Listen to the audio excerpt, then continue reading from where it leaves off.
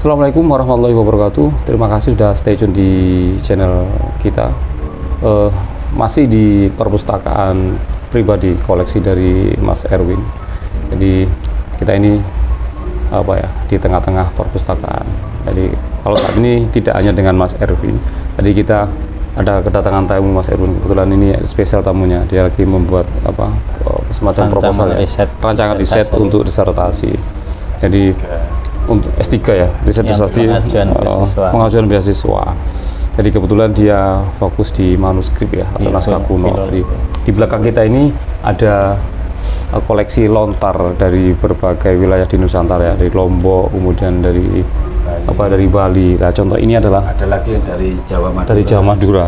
Ini apa Mas? Lak-lak Mas ya? Apa namanya? Ini lak-lak dari Batak, dari masyarakat Batak kuno. Jadi ini ada tulisannya.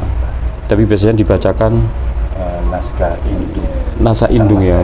Iya, kalau ini apa pengiringnya orang meninggal atau seperti apa seperti itu ya? Ini tentang perhelaan, tentang penanggalan. Iya, terus ada apa namanya itu? Hitungan waktu ini. Almanak, semacam almanak gitu ya. Jadi koleksi dari Mas Erwin ini cukup beragam dan sangat banyak sekali. Jadi bukan hanya manuskrip lontar seperti Al-Quran kuno, kemudian yang Arab biasa, kemudian ada Arab pegon dan sebagainya. Tapi ada beberapa buku yang diterbitkan tahun 1500-an, 1600-an ya, yang berbahasa Belanda maupun yang sudah diterjemahkan oleh para pejuang kita dahulu. Contoh adalah buku sejarah dunia karya Edmund, kemudian diterjemahkan oleh Haji Agus Salim dan sebagainya.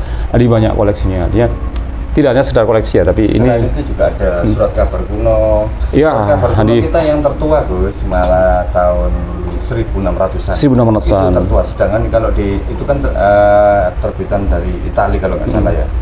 Kalau yang dari Indonesia itu kan tahun 1700-an. Ya. Ada menariknya dari surat kabar yang dikoleksi sama Mas Erwin. Jadi salah satu surat kabar itu diantaranya memberitakan perang di Ponorogo. Ada ya Mas Erwin dari Batavia Koran itu tahun 1825. Jadi, tapi untuk yang koleksi 1600 Gus, yang perlu kita ketahui ya, bahwa yang koran tahun 1600 itu adalah masa awal pers. Ada berita. Ada surat kabar. Ada surat kabar. Iya, itu awal. Itu berita kabar tentang Indonesia atau Bukan. Itu dunia. Berita dunia ya. Iya, betul. Penerbitnya namanya apa Mas? Kenapa? Atau nama medianya ingat Mas Erwin? Popes kalau nggak salah. Iya, itu di situ. Dari mana? Di Inggris, Amerika atau? Kalau tidak salah itu mungkin Italia kalau nggak salah. Italia ya? Iya, kalau tidak salah. Jadi, itu memang perkembangan surat kabar dunia ya. Itu tahun 1600 adalah awal-awalnya. Jadi di tempat ini sebenarnya kalau ngomong sumber sejarah ya bisa dikatakan sebagai referensi sejarah. Karena dari sini kita bisa menelusuri tentang sejarah Indonesia, Nusantara maupun dunia. Jadi contoh tadi surat kabar. Karena surat kabar itu yang menceritakan kejadian di era dulu, ada kejadian apa. Karena di surat kabar itu merekam ada peristiwa apa di sana. Dan yang terlibat di peristiwa itu siapa saja. Kemudian kalau ada konflik siapa dengan siapa. Bahkan ada salah satunya lagi yang dunia itu kita ada tentang seorang penjelajah yang singgah di Turki itu sebenarnya tahun 1600-an, cuma dicetak 1700. Tadi macam-macamnya bukunya Mas Erwin, bahkan ada buku koleksi Mas Erwin ini buku bajak laut ya. Itu luar biasa karena buku itu ditulis sama bajak laut kan ya. Betul. Dan beliau mau koleksinya Itu adalah buku awal pertama kali yang tentang bajak laut. Betul. Itu cerita tentang bajak laut atau bajak laut menulis buku atau seperti apa? Seorang bajak laut menulis menurut pengalaman beliau, penulisnya gitu. Jadi semacam biografi pribadi ya. Jadi dia menulis perjalanan atau semacam diary itu perjalanan dia ketika menjadi bajak laut. Betul. Jangan-jangan film-film yang ini lagi kita tonton ya, sama dari beliau juga penulis itu juga putra dari seorang bajak laut.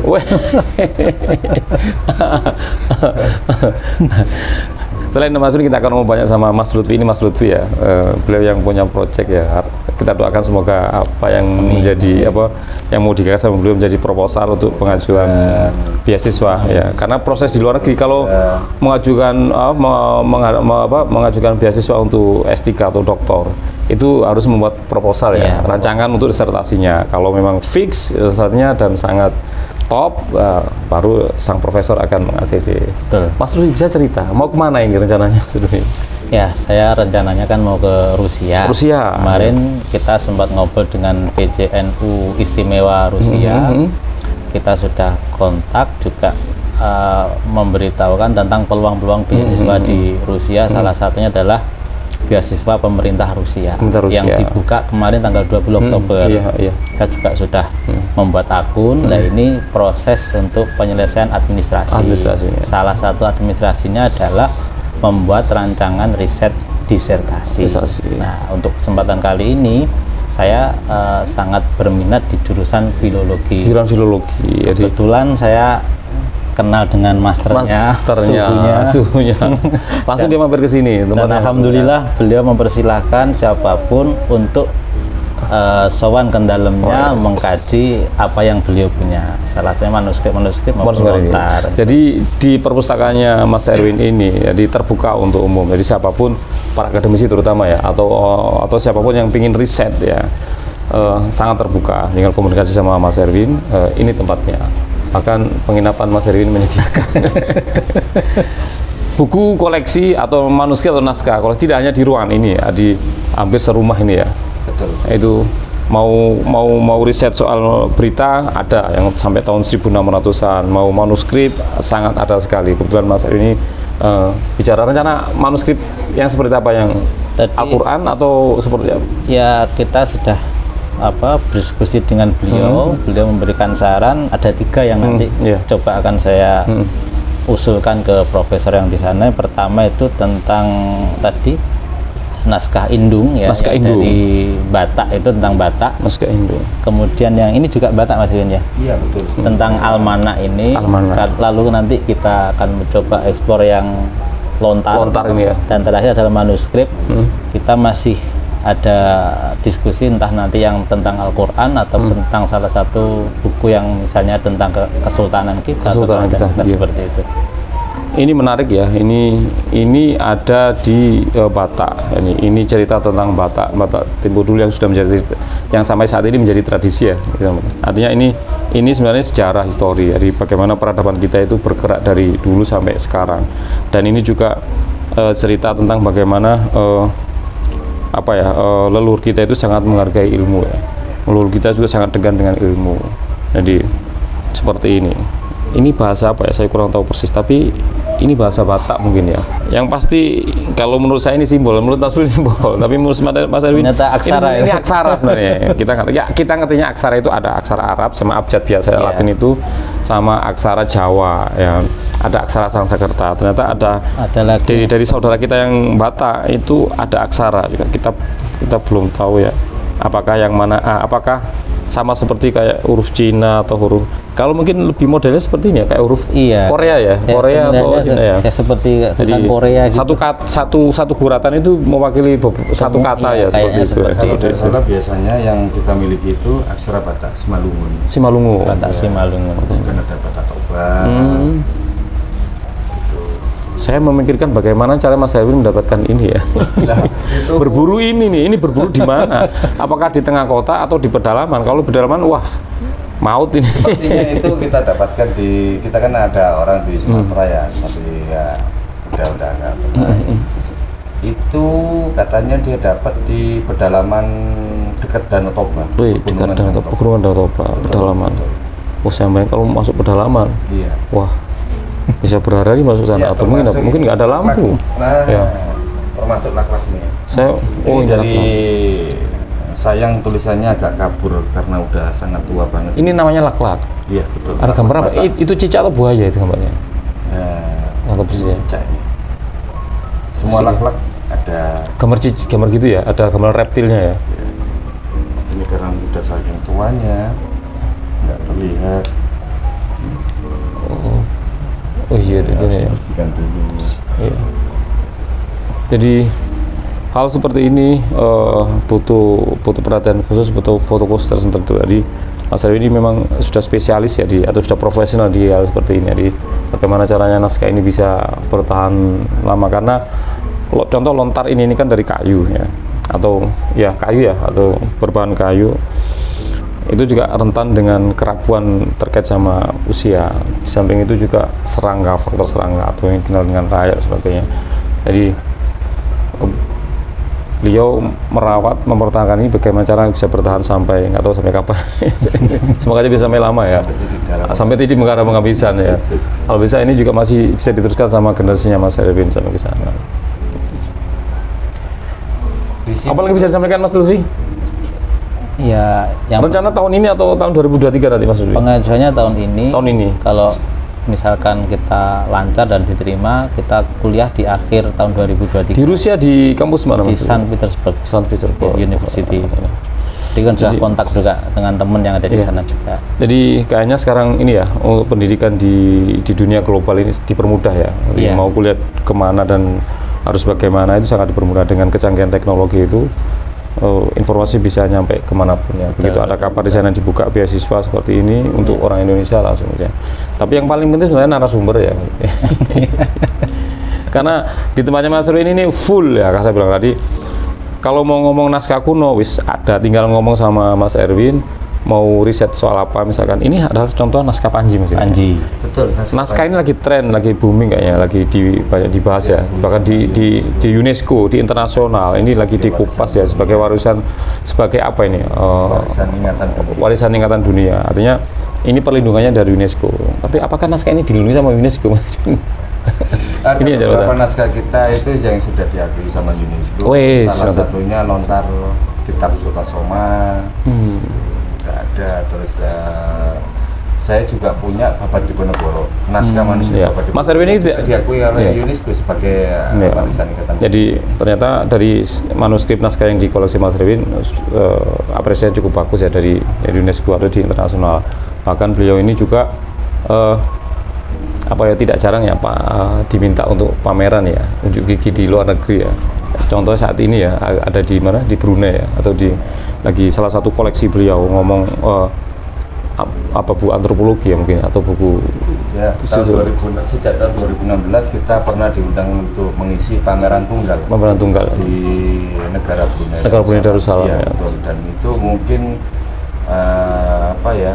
pertama kali ya ada masyarakat Indonesia jadi pameran di sana tunggal di luar negeri. Jadi Mas Erwin ini sangat diperhitungkan di luar negeri ya. Jadi saya lihat tadi ada beberapa penghargaannya beliau, ada penghargaan dari Brunei ya.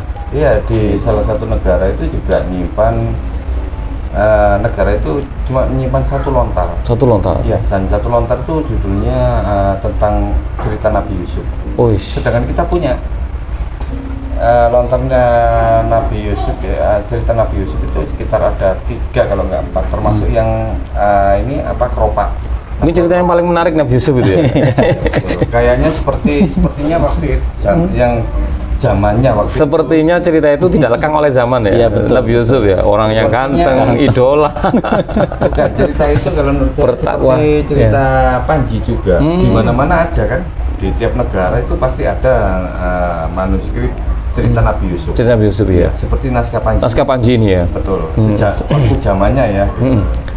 Jadi ngomong naskah ini sebenarnya menarik ya, karena ngomong naskah kuno itu sama seperti era saat ini ya. Seperti sekarang lagi trennya apa ya, misalkan sekarang trennya sosial media ya, tahun sekian.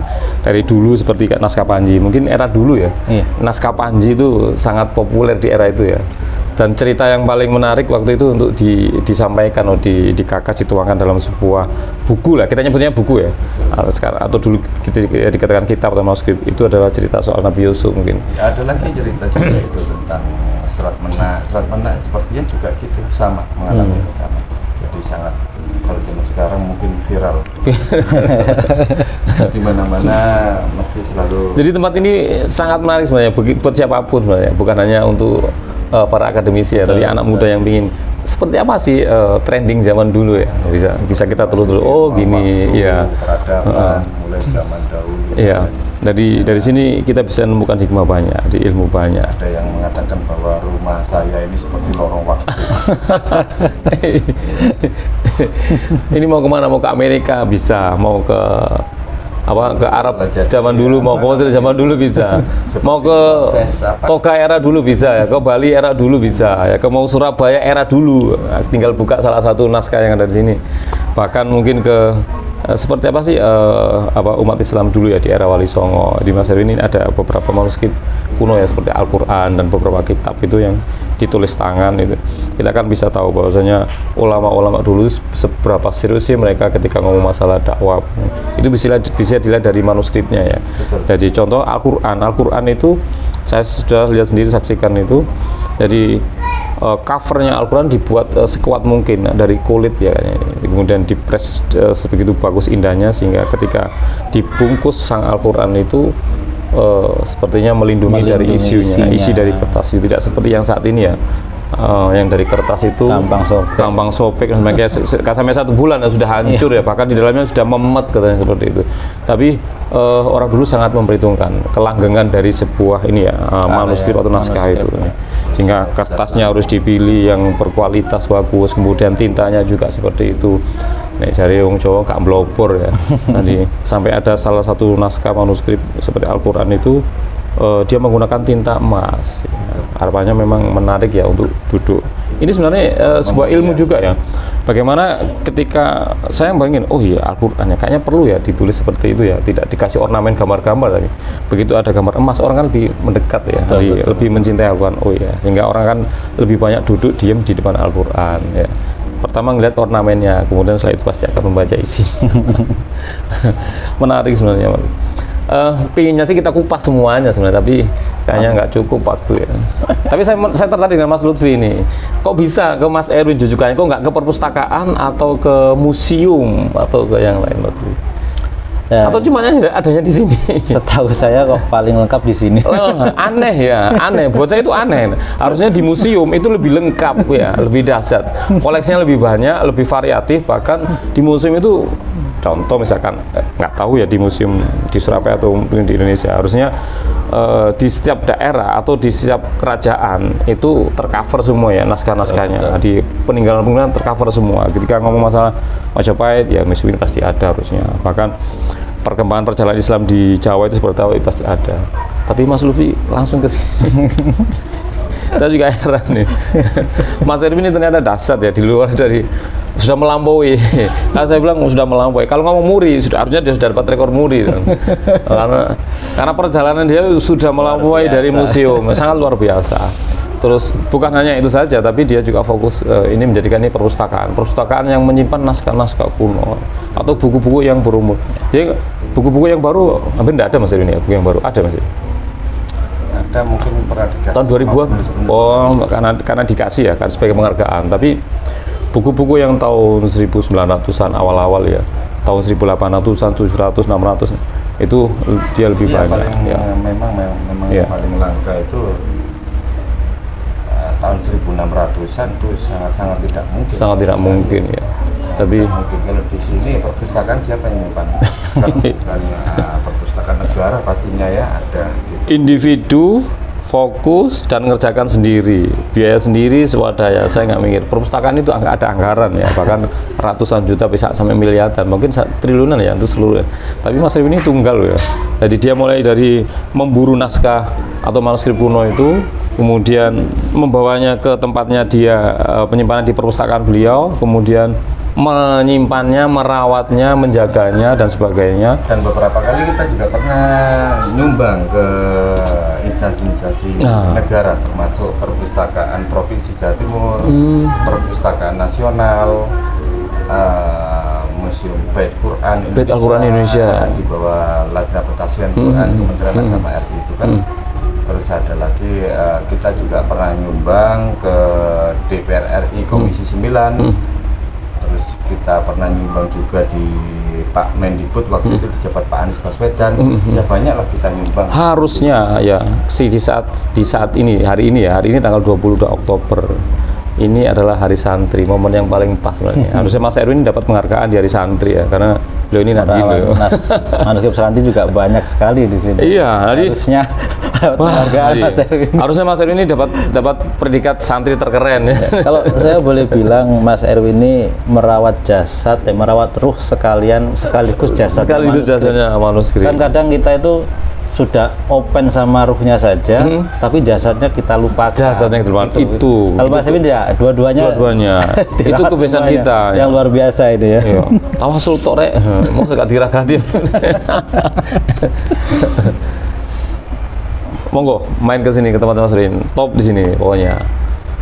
Mau baca apa sangat dipersilakan sama beliau. Kalau ke sini langsung aja ke Sidoarjo ya, di Citra Garden di Purworejo. Nanti kontak sama beliau akan ditunjukkan ke tempat sini. Tapi punya niatan bagus loh, bukan niatan negatif.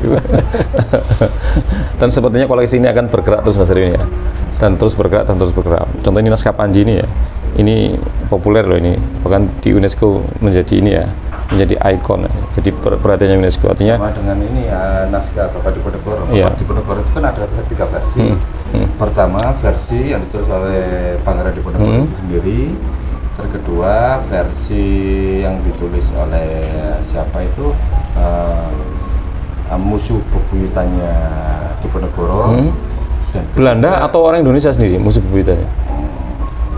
Bukan, mana sih itu? Bang. Terus satunya ini versi Kasunanan Surakarta. Oh. Yang saya miliki adalah versi Kasunanan Surakarta.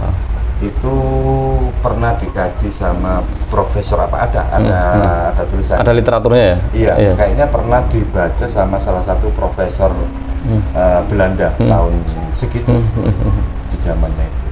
Jadi memang ada 3 versi ya Bapak Diponegoro itu ya. Apakah isinya sama atau beda atau beda. Tapi judulnya sama Bapak Diponegoro gitu ya? Betul. Kalau yang satunya itu lebih apa ya, lebih tidak menguntungkan bagi Pangeran Diponegoro. Tetapi kalau yang karya Diponegoro yang ditulis oleh Pangeran Diponegoro sendiri itu pasti. Tapi kalau yang versi Kasunanan itu yang versi berbeda sendiri. Dari dua-duanya ini berbeda. Dari Diponegoro berbeda, dari yang penulis kedua ini berbeda juga. Terus yang satunya ini yang saya miliki versi Kasunanan, Surakarta, itu yang paling berbeda karena itu dikemas dalam bentuk cerita wayang. Oh, dikemas. Dimana Pangeran Diponegoro itu itu disamarkan dengan Arjuna atau apa gitu. Oh gitu. Jadi masih menganggap beliau sebagai pahlawan ya. Betul.